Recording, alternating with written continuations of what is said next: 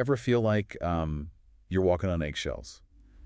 When you need to have those tough conversations at school, Oh, yeah. giving a teacher some feedback, that's kind of hard to hear. Yeah. Talking to a parent who's upset about a policy, Mm-hmm. or even mediating a disagreement between colleagues. Yeah. These are the moments that can really make or break a school leader. Oh, absolutely. And that's precisely why we're diving into crucial conversations today. It's a good one. Tools for talking when stakes are high. Yes. This book is Okay. packed with practical strategies Yeah. that can transform how you handle those difficult situations. What's really interesting to me is that it's not just about avoiding conflict. Right. It's about harnessing those conversations to actually improve your school. Yeah. Whether you're a teacher leading a team Mm-hmm. or a superintendent making district-wide decisions, Yes, these principles can make you a more effective leader. absolutely. The book's big idea is dialogue, Okay. but it's not just any conversation. Right. It's about creating a space. Yeah. Where everyone feels safe to share their honest perspectives, Mm-hmm. even when opinions differ and meaning can flow freely. Right. Think about how powerful that would be in a school environment. I'm already picturing it. Yeah. Teachers feeling comfortable speaking up in faculty meetings, Right. parents feeling heard when they have concerns, Absolutely. and even students feeling empowered to share their ideas. Yes. But how do we actually get there? That's where the book's tools and strategies come in. Okay. One concept that I found particularly helpful, Yeah. and I'm sure resonates with every school leader out there, Mm-hmm. is the fool's choice. Ooh, fool's choice. Yeah. I have a feeling I've been caught in this trap before. It's that feeling of being stuck between a rock and a hard place. Okay. Like, do you tell a teacher what they need to hear to improve, even if it risks upsetting them? Right. Or do you stay silent and watch the situation get worse? Right. The fool's choice makes you think those are your only options. Which in school leadership, Is a recipe for disaster. exactly. The book helps you break free from this dilemma Okay. by providing a framework for being both honest and respectful, Right. which are both absolutely crucial for effective leadership. Yeah. One tool they offer is the CPR method. CPR. Wait, like the life-saving technique. Well, not quite. Okay. But it's about saving the conversation Oh. before it flatlines. Okay. It stands for content, pattern, and relationship. Okay. Think of it as a diagnostic tool Mhm. to get to the root cause of an issue. Okay, I'm intrigued. Walk me through how this works. Let's say you're dealing with a teacher whose students are consistently underperforming. Okay. The immediate content is the low grades, Right. but if you dig deeper, you might uncover a pattern Okay. of the teacher not differentiating instruction for different learning styles. Oh. Or maybe there's a relationship issue, Right. a lack of trust or connection between the teacher and their students. Right. CPR helps you figure out what conversation you need to have. So instead of jumping to conclusions Yeah. or putting a Band-Aid on the problem, Right. I can use CPR to pinpoint the real issue and address it strategically. Exactly. This could be a game changer for how we approach everything, Yeah. from student discipline to curriculum development. Precisely. And once you've identified the root cause, the book offers strategies Okay. for having those crucial conversations constructively. Mm-hmm. Now, of course, school leadership is as much about managing emotions Right. as it is about solving problems. Yeah. And that's another area where crucial conversations shines. Oh, absolutely. Whether it's dealing with an angry parent, Mm-hmm.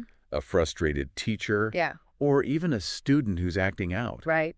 Emotions can run high in a school environment. For sure. How does the book address that? It delves into how our stories, Okay. the interpretations we create about situations, Yeah. actually drive our emotions and actions. Mhm. It's called the path to action. Okay. Think about a parent who storms into your office, Ew. furious about their child's suspension.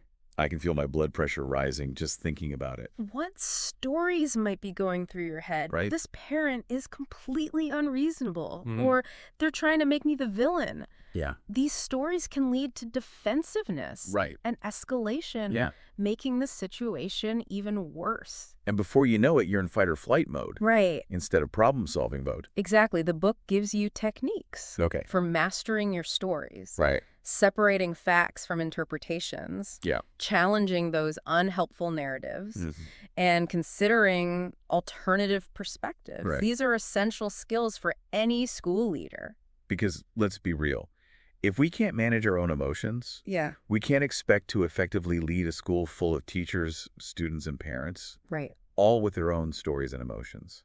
It all ties into creating a sense of psychological safety, which is paramount to successful leadership. Meaning people need to feel comfortable speaking in their minds Yes. and taking risks without fear of being shut down or judged. Right. That's easier said than done, though. Right. It takes conscious effort, Okay. but the book provides tangible strategies. Like what? Things like sharing your good intentions up front. Mm-hmm. I'm not trying to place blame. I really want to understand your perspective. Right. Or using contrasting, Right. where you clarify what you don't mean Yeah. to prevent misunderstandings. Like, this isn't about questioning your commitment. It's about finding a solution that works for everyone. So it's about setting the tone from the very beginning. Right. Creating a space where honest, productive dialogue can happen. Exactly. Now, while creating that safety is essential, Yeah. at some point, we have to share our own perspectives, especially as leaders. And the book gives us a fantastic framework for doing that persuasively and respectfully. Okay. It's called STATE. STATE, another acronym. All right, lay it on me. Think of STATE as your roadmap for navigating those crucial conversations. Got it. It stands for Okay. share your facts, Okay. tell your story, Mhm. ask for others' paths, Okay. talk tentatively, All right. and encourage testing. Okay. I can see how this would be useful in so many situations. Yeah. Let's say I'm a principal Hmm. and I need to address a teacher's classroom management issues. Okay.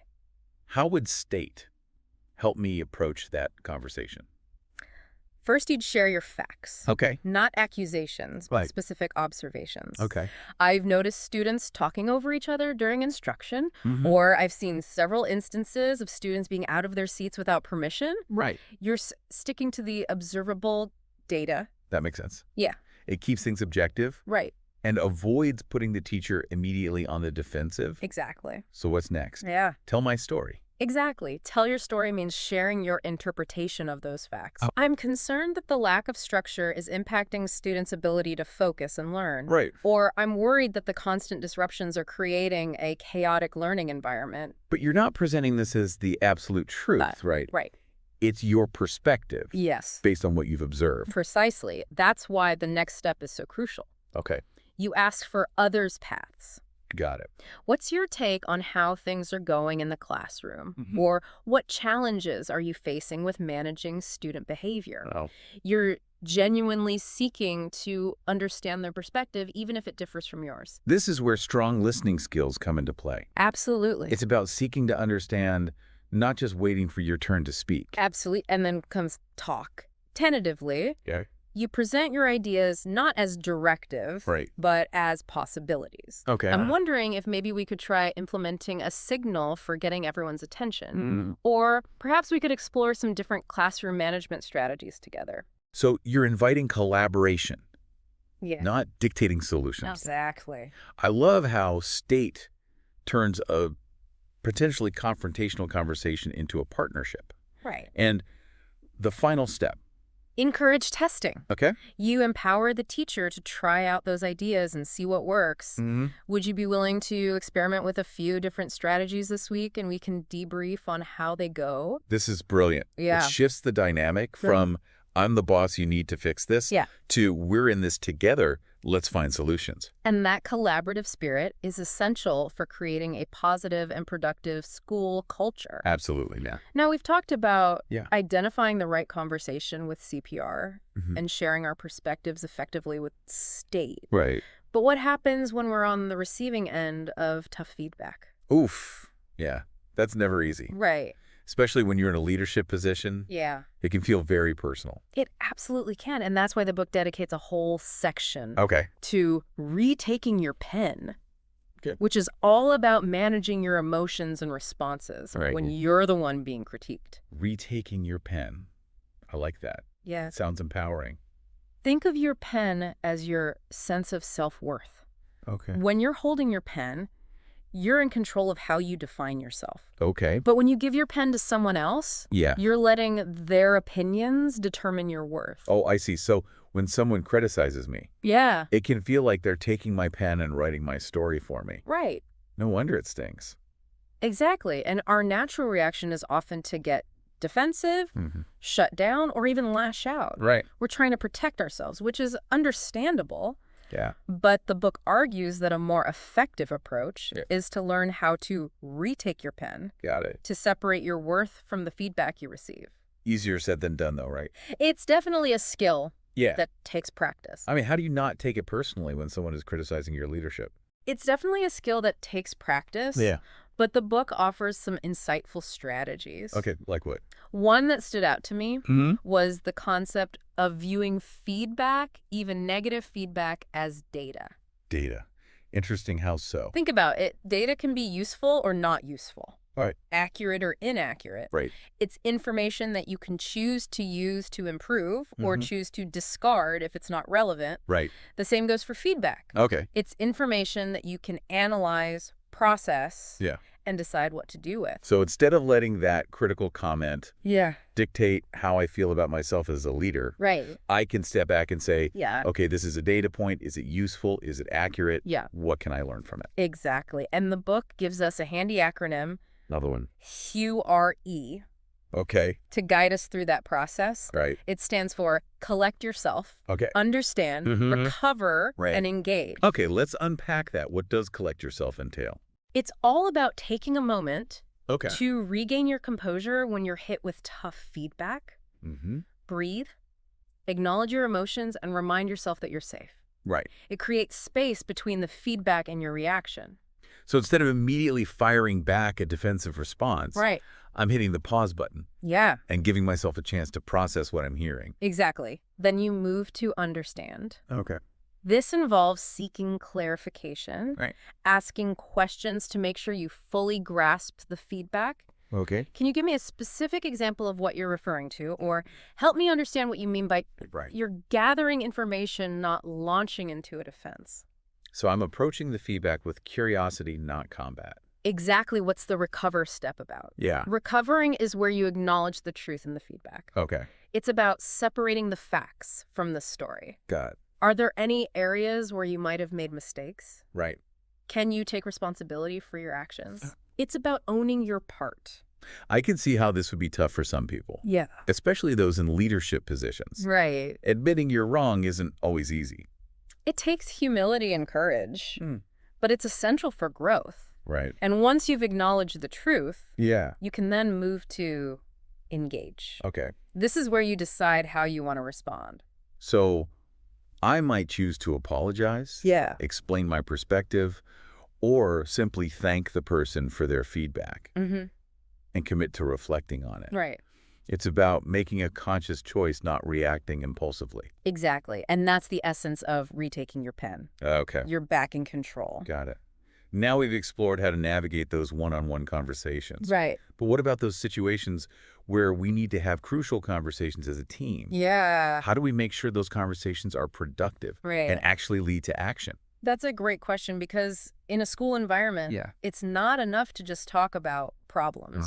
We need to find solutions and actually implement them. Absolutely. And that's where the book's final section, Right. How to Finish, comes in. Yes. It's all about moving from dialogue Hmm. to decision-making, Mm-hmm. and then from decision-making to action. Right. And it starts with recognizing Oh, that not all decisions need to be made the same way. exactly. Okay, that's interesting. So how do we know which decision-making approach is best Yeah. for a given situation? The book outlines 4 basic methods: Okay. command, consult, vote, and consensus. Got it. Each has its pros and cons, Hmm. and the key is to choose the one that best suits the circumstances. Okay, I'm curious. Let's break those down. Right. What's a command decision? A command decision is one that's made by a single person, Okay. typically the person in authority. Right. It's efficient and straightforward, but it doesn't allow for much input from others. So it's best for situations where there's a clear hierarchy Right. or when a quick decision is needed. Like if there's a safety issue that requires immediate action. Exactly. Then there's consult, Okay. where the decision maker gathers input from others Hmm. before making the final call. So if I'm a principal considering a new reading program, Yeah. I might consult with teachers, reading specialists, and parents Mm-hmm. before making a decision. Precisely, it allows you to tap into expertise Right. and get buy-in from key stakeholders. Then we have vote, which is pretty straightforward. Yeah. Everyone gets a say, and the majority rules. Seems like a fair way to settle things. It can be, but it's not always the best approach. Okay. For complex decisions or situations where there are strong feelings involved, you risk alienating the minority, which can lead to resentment and division. That makes sense. What about consensus? Right. Sounds like the most collaborative approach. It is. Consensus involves everyone working together to reach a decision that they can all support. Right. It takes time and effort to get everyone on board. But it can be incredibly powerful for building unity and commitment.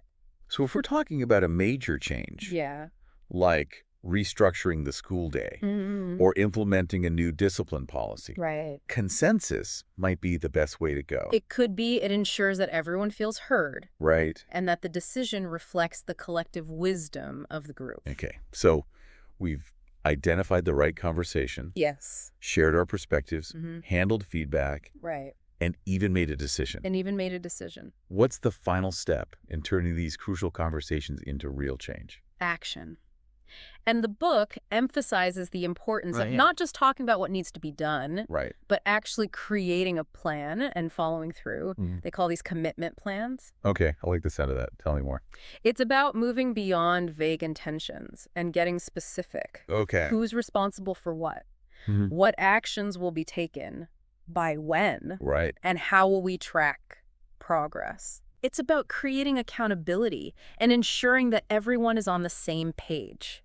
So it's like taking those crucial conversations and turning them into a roadmap for action. Exactly. And that's what effective leadership is all about. Right. It's not just about talking the talk. It's about walking the walk. It's about taking those insights and ideas and turning them into real, tangible improvements. And in a school setting, those improvements should ultimately translate into better outcomes for students. Right. Improved academic achievement. Absolutely. More positive school climate. Yes. And a stronger sense of community. It's about creating a ripple effect. I like that. When we master the art of crucial conversations, we not only enhance our own leadership skills, but we also empower those around us to do the same. And that's how we create lasting positive change. This has been an incredibly insightful deep dive. It has. I feel like I have a whole new perspective on the power of communication and a practical toolkit for making those crucial conversations count. And what's exciting is that these principles are applicable. Right. Beyond the walls of the school, they can benefit anyone who wants to improve their relationships, navigate conflict effectively, and make a positive impact in their sphere of influence. So to wrap up, what's the one thing you hope our listeners take away from this deep dive? I hope they embrace the idea that crucial conversations are not something to be feared, but rather an opportunity for growth, connection, and positive change. By mastering these skills, we can transform our schools, our communities, and ultimately ourselves. That's a powerful thought. And on that note, we'll wrap up our deep dive into crucial conversations. Great. We encourage you to revisit these ideas and put them into practice and see how they can transform your approach to communication and leadership. I think that's such an important point. It's about weaving these communication skills into the fabric of the school so that everyone feels empowered to have those crucial conversations, not just those in leadership roles. It's about shifting the culture from one where people are afraid to speak up to one where everyone's voice is valued and respected. Absolutely. Imagine the possibilities if we could create that kind of environment. In every school. It would be transformative not just for the adults in the school, but for the students as well. After all, they're learning from us every day. Not just from what we teach them, but from how we interact with each other. Precisely. And Crucial Conversations offers a blueprint for creating that culture of open communication and collaboration. It's not just a set of skills, it's a philosophy, a way of being. Now, before we wrap up, I want to touch on one more thing that really resonated with me from the book. They talk about the importance of finishing strong, of making sure that those crucial conversations actually lead to tangible results. Yes. I think this is where a lot of well-intentioned efforts fall short. It's so true. It's easy to get caught up in the dialogue, but if it doesn't translate into action, it's just talk. And the book provides a framework for bridging that gap. They call it developing commitment plans. Break that down for me. What makes a good commitment plan? It's about moving beyond vague intentions and getting specific. Who's responsible for what? What actions will be taken, by when, and how will we track progress? It's about creating accountability and ensuring that everyone is on the same page. So it's like taking those crucial conversations and turning them into a roadmap for action. Exactly. And that's what effective leadership is all about. Right. It's not just about talking the talk. It's about walking the walk. It's about taking those insights and ideas and turning them into real, tangible improvements. And in a school setting, those improvements should ultimately translate into better outcomes for students. Improved academic achievement, a more positive school climate, and a stronger sense of community. It's about creating a ripple effect. I like that. When we master the art of crucial conversations, we not only enhance our own leadership skills, but we also empower those around us to do the same. And that's how we create lasting, positive change. This has been an incredibly insightful deep dive. I feel like I have a whole new perspective on the power of communication and a practical toolkit for making those crucial conversations count. And what's exciting is that these principles are applicable beyond the walls of the school. Absolutely. They can benefit anyone who wants to improve their relationships, navigate conflict effectively, and make a positive impact in their sphere of influence. So to wrap up, what's the one thing you hope our listeners take away from this deep dive? I hope they embrace the idea that crucial conversations are not something to be feared, but rather an opportunity for growth, connection, and positive change. By mastering these skills, we can transform our schools, our communities, and ultimately ourselves. That's a powerful thought. And on that note, we'll wrap up our deep dive into crucial conversations. We encourage you to revisit these ideas, put them into practice, and see how they can transform your approach to communication and leadership.